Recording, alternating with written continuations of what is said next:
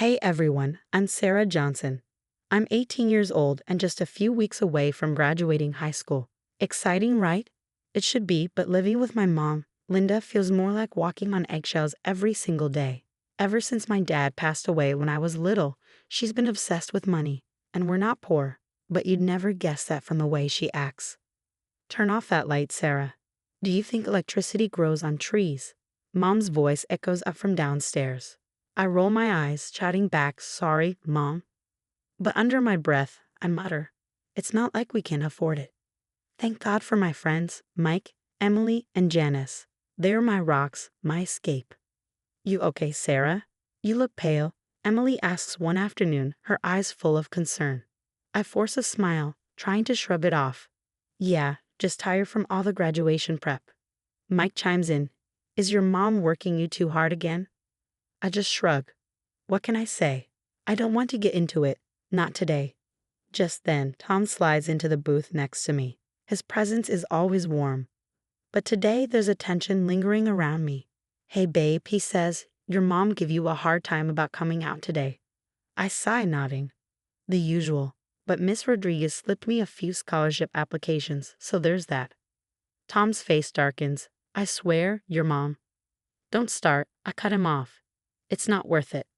Later that week, I'm sitting in Miss Rodriguez's classroom after school, working on an essay. Have you thought about telling your mom about these applications? She asks, her voice gentle. I shake my head quickly. No way. She'd lose it. She thinks college is a waste of money. Miss Rodriguez frowns, concern etched in her expression. You know, there are resources that can help if you need them. I'm fine, I insist, though even as I say it, a wave of dizziness hits me. I clutch the desk to steady myself, hoping she doesn't notice. But she does. Sarah, are you feeling okay? Maybe you should see a doctor. I let out a bitter laugh. Yeah, try telling my mom that. She'd say I'm just being dramatic, looking for attention. As graduation creeps closer, I feel worse every day. But I can't let anyone know. Especially not Mom. One night, I overhear her on the phone. Of course Sarah's not going to college. What a waste of money that would be. No, she'll get a job and start pulling her weight around here. I clench my fists, holding back tears. This is my life, and I'm only now realizing just how trapped I am. But graduation is coming, maybe my ticket out. If I can just hold on a little longer. Graduation day arrives, and I stand at the podium, trying to focus on my speech. But the words blur before my eyes, my head pounds, and my stomach churns. And as we embark on this new chapter of our lives, I pause, gripping the podium tighter. The audience swims in and out of focus. There are murmurs, and then I hear Miss Rodriguez's voice, full of concern. Sarah, are you okay? I try to nod, but suddenly the floor is rushing up to meet me, and everything goes black. When I come to, I hear my mom's sharp voice outside the room. This is ridiculous, she's fine. Do you have any idea how much an ambulance costs? A doctor's voice breaks through. Sarah is severely anemic. We need to start treatment right away. Mom bursts in, her face twisted in anger. What's all this fuss about, Sarah? How could you embarrass me like this? The doctor turns to her, calm but firm. Mrs. Johnson, your daughter is very ill. Ill? She scoffs. She's just being dramatic. Always has been. Before I can speak, Tom steps in, his voice tight with barely contained rage. Are you kidding me? She collapsed. Stay out of this, boy, Mom snaps. Their voices fade as I'm wheeled away for more tests. Later, I'm lying alone in a sterile room when I hear Tom and my mom arguing just outside. You've been neglecting her for years. Tom's voice is heated. She needed help, and you ignored her. How dare you? I've given her everything. Everything except basic care and love, Tom shoots back. His words blur in my mind as I drift off again. When I wake, Mike, Emily, and Janice are by my bedside, their faces filled with worry. Hey champ, Mike says softly. How are you feeling? Like I got hit by a truck, I mumble, trying to sit up. What's going on? Emily glances nervously at the others. Sarah, we found some things out about your mom. My heart sinks. What do you mean? We've been gathering evidence, Mike says, his voice grim. Look at these texts. He hands me a phone, and I scroll through, my breath catching in my throat. Text from my mom, refusing to buy me medicine, proper food, even a new inhaler for my asthma. My hands start to tremble. There's more? Mike adds, his tone dark. We found your mom's financial records. How? I ask, barely able to speak. Don't ask, Emily says quickly. But Sarah, she's been hiding money.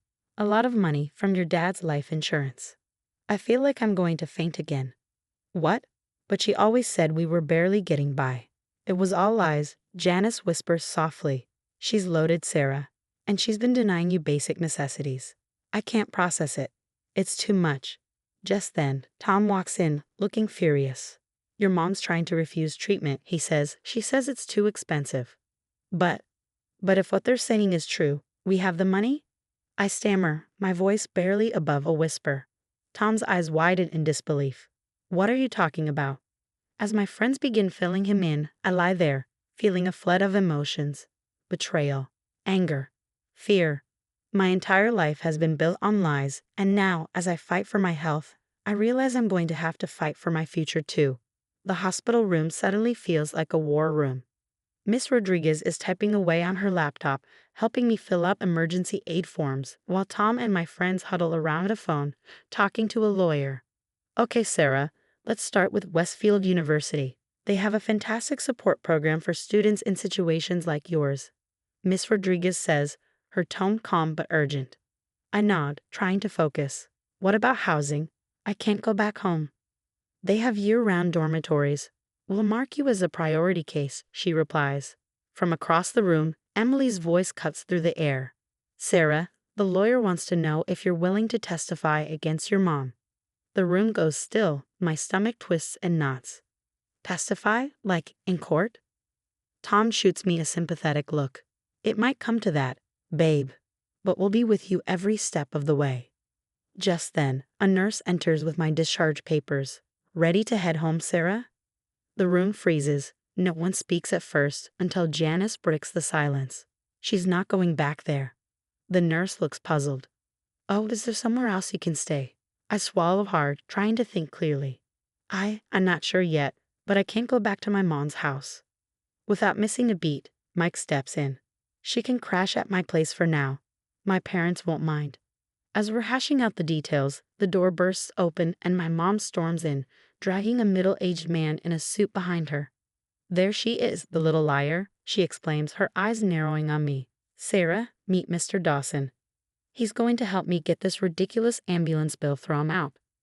I feel a pit form in my stomach as Mr. Dawson turns his gaze on me.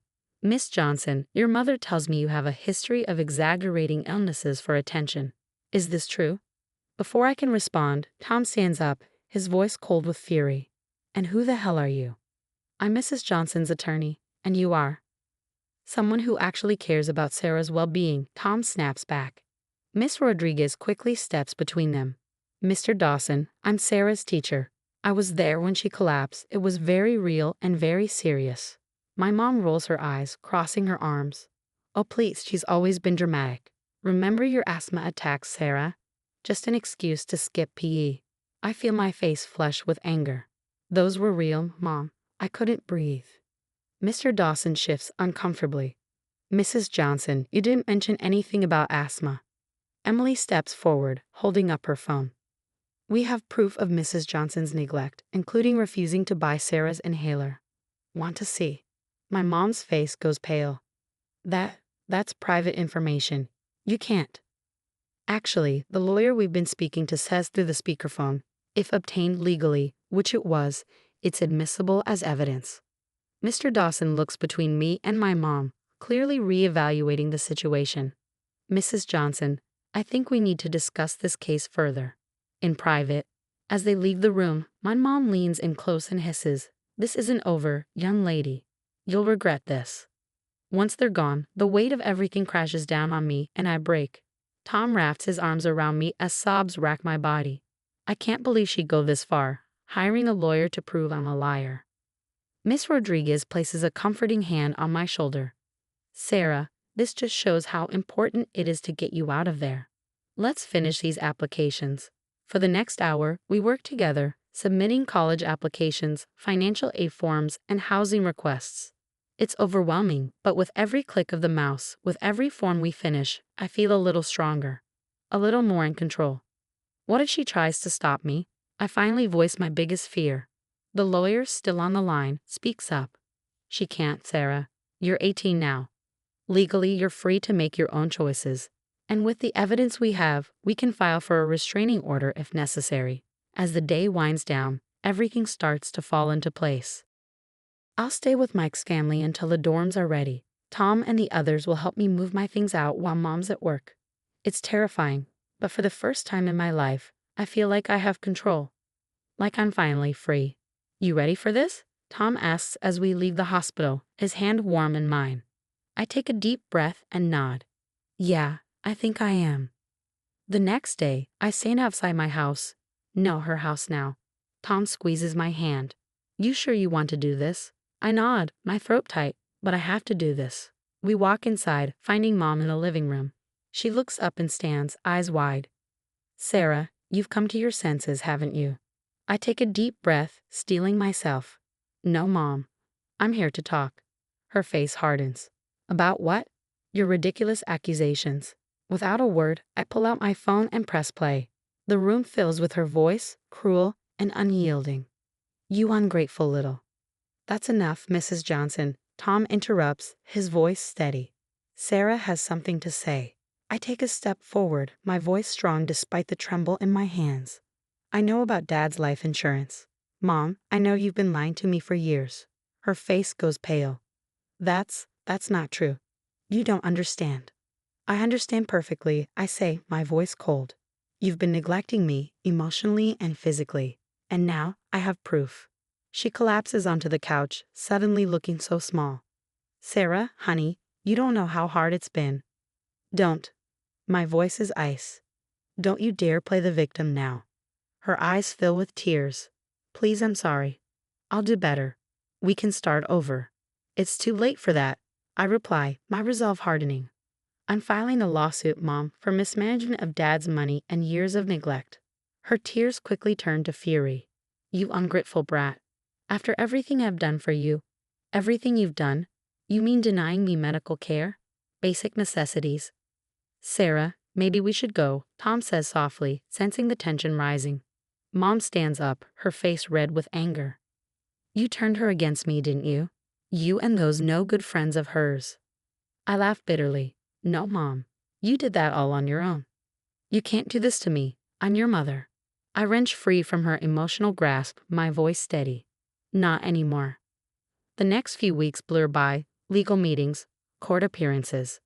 Our lawyer lays out all the evidence, financial records, audio recordings, medical reports. Mom's lawyer tries to paint me as a troubled, attention-seeking teenager, but the truth is too strong to deny. In the courtroom, I sit with Tom, Miss Rodriguez, and my friends. Mom keeps trying to catch my eye, but I refuse to look at her. The judge's voice breaks through the tension. In the case of Johnson versus Johnson, this court finds in favor of the plaintiff, Sarah Johnson. A collective gasp fills the room as the judge continues. Linda Johnson is hereby ordered to relinquish control of the life insurance funds left by James Johnson. Additionally, she will cover all of Sarah's medical expenses and pay restitution for years of neglect. I can hardly believe it. Tom pulls me into a tight hug as the judge delivers the final blow.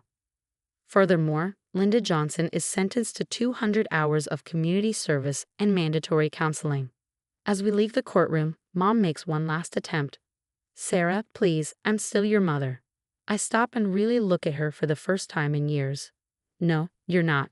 You're just the woman who gave birth to me. Goodbye, Linda. Weeks later, I'm standing in my new college dorm, surrounded by friends. Emily, Janice, and Mike help carry boxes, chatting excitedly. Can you believe this place? Emily gushes, her eyes wide.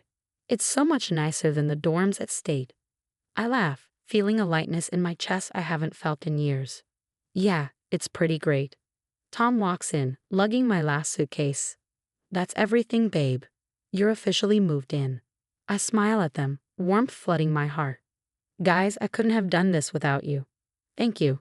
Mike grins, slinging an arm around my shoulders. Hey, what are friends for?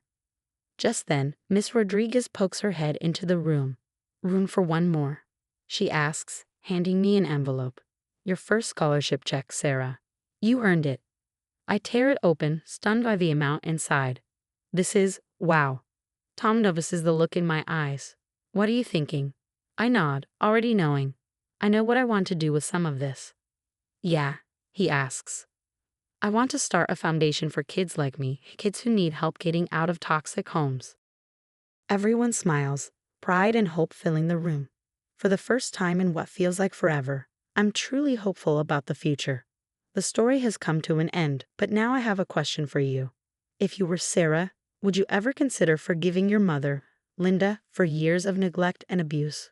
Or do you believe some actions are truly unforgivable? Share your thoughts in the comments below. Your experiences and opinions matter, and they could help others in similar situations. If you found Sarah's journey impactful, please consider liking this video and subscribing to our channel for more stories that shed light on important issues. Your support helps us continue bringing these stories to light and making a difference.